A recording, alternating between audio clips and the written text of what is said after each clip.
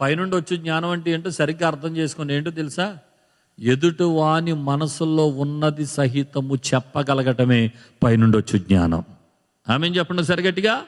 అవతల ఏం ఆలోచిస్తున్నాడు, అవతల మనసులో ఏముందో, అవతల హృదయంలో ఏముందో అది కూడా చెప్పగలగడమే పైనుండి వచ్చే జ్ఞానం.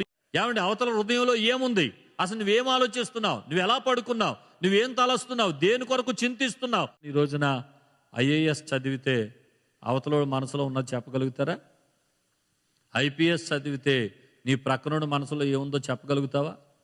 కానీ పైనుండి జ్ఞానం వస్తే ఎవరేం మాట్లాడుకుంటున్నారు, ఎవరేం ఆలోచిస్తున్నారు, నీ ప్రక్కనోళ్ళని గురించి ఏమంటున్నారు, నీ భర్త నీ గురించి ఏం మాట్లాడుతున్నాడు, నీ భార్య నీ గురించి ఏం మాట్లాడుతుంది, నీ పిల్లల్ని ఏమన్నా మోసం చేస్తున్నారా, నీ కుమార్తె నీ కుమారుడు ఏ పరిస్థితిలో ఉన్నారు, అన్నీ కూడా నీకు అన్నీ అర్థమైపోతాయి.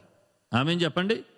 ఇక జీవితంలో నష్టపోవాల్సిన అవసరం లేదు, ఓడిపోవాల్సిన అవసరం లేదు, కలవరపడాల్సిన అవసరం లేదు. ఈ రోజున ఎందుకని కుటుంబాల్లో ఓటమి, ఎందుకు వ్యక్తిగత జీవితాల్లో కలవరాలు, కన్నీరు, ఈ భయంకరమైన పరిస్థితులు కలుగుతున్నాయనంటే కొన్నిసార్లు మన కాన్సన్ట్రేషన్ పైనుండి వచ్చు జ్ఞానం మీద కలగడం లేదు. దేవుని సన్నిధిలో విపరీతంగా ప్రార్థించే ఆ పరిస్థితులు రావడం లేదు. నేను నా చదువు, నా తెలివితేటలు, నా ఉద్యోగం, నా వ్యాపారం నాకు కలిగినది అని అనుకుంటే రోజంతా లోక సంబంధమైన జ్ఞానం కోసమే ఖర్చు పెట్టేస్తున్నాం. కానీ పైనుండి వచ్చు జ్ఞానం, దైవికమైన జ్ఞానం, దేవుని నుండి వచ్చు జ్ఞానం, మనం ఆరాధించుచున్న యేసు ప్రభు, ఆయన కూడా పైనుండి వచ్చు జ్ఞానాన్ని పొందుకుని భూమి మీద అద్భుతమైన సేవ చేశాడు.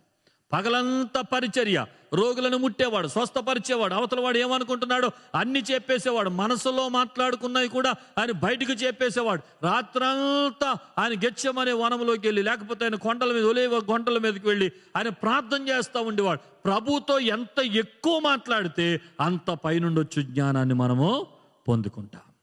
పైనుండి వచ్చు జ్ఞానం ఎవరి దగ్గర నుండి వస్తుంది? దేవుని దగ్గర నుండి వస్తుంది. దేవుని దగ్గర నుండి జ్ఞానం పొందాలంటే దేవుడు ఏమై ఉన్నాడు? పరిశుద్ధుడై ఉన్నాడు. ఆయన దగ్గరికి వెళ్ళే వాళ్ళందరూ ఎలా ఉండాలి? పరిశుద్ధంగా ఉండాలి. పరిశుద్ధత లేకుండా ఎవడు ప్రభువుని చూడలేడు. ప్రభు అన్నాడు, నేను పరిశుద్ధుడినై ఉండులాగున మీరును పరిశుద్ధులై ఉండండి. మత్తయి సువార్త 5వ అధ్యాయం కొండ మీద ప్రసంగంలో ప్రభువు మాట చెప్పాడు, హృదయ శుద్ధి గలవారు ధన్యులు, వారు మాత్రమే. నువ్వు దేవుని చూడకపోతే, దేవుని దగ్గరికి వెళ్ళకపోతే, దైవ ప్రసన్నతను అనుభవించకపోతే, ప్రభు శక్తిని అనుభవించకపోతే, ఆయన స్పర్శను అనుభవించకపోతే ఆ పైనుండి వచ్చే జ్ఞానాన్ని ఎలా పొందుతావు? మరి వెళ్ళాలంటే, ఆయన స్పర్శను అనుభవించాలంటే, ఆయన తాకాలంటే, ఆయన ముట్టుకోవాలంటే, ఆయన మాట్లాడాలంటే, ఆయన ముఖకాంతి నీ మీద ప్రకాశింప చేయాలంటే ఖచ్చితంగా ఆయన దగ్గరికి వెళ్ళే నువ్వు ఎలా ఉండాలి? పరిశుద్ధంగా ఉండాలి. నీ మాట, నీ స్వరము, నీ చూపు, నీ తలంపులు, నీ ఆలోచనలు, నీ క్రియలు, నీ ఉద్దేశాలు అన్ని పరిశుద్ధంగా మారిపోవాలి. అన్ని పరిశుద్ధంగా మారిపోవాలి. అన్ని పరిశుద్ధంగా మారిపోవాలి. కనుక ఈ రోజున ప్రభువు కోరినంత పరిశుద్ధత నీలో ఉందా? పవిత్రత నీలో ఉందా? ఒంటరిగా ఉంటున్నా, నేనేం చేస్తున్నా తల్లిదండ్రులకు తెలియదు, నా సొంతోళ్ళకి తెలియదు, నా ప్రజలకు తెలియదు అని నీవు అనుకోవచ్చు. కానీ ఒక్క మాట, ఎవరి కంటిలో పడకూడదు ఆ కంటిలో పడిపోతున్నావు. పైనుండి వచ్చి జ్ఞానం పొందాలంటే దేవుని దృష్టిలో పవిత్రమైన జీవితాన్ని కలిగి ఉండాలి, పరిశుద్ధమైన జీవితాన్ని కలిగి ఉండాలి. ఎప్పుడు పవిత్రంగా మనం బ్రతుకుతామో, ఎప్పుడు మన మాట, క్రియలు, తలంపులు, ఆలోచనలు పరిశుద్ధంగా మారిపోతాయో అప్పుడు దేవుడు తన జ్ఞానం చేత నింపి నడిపిస్తాడు.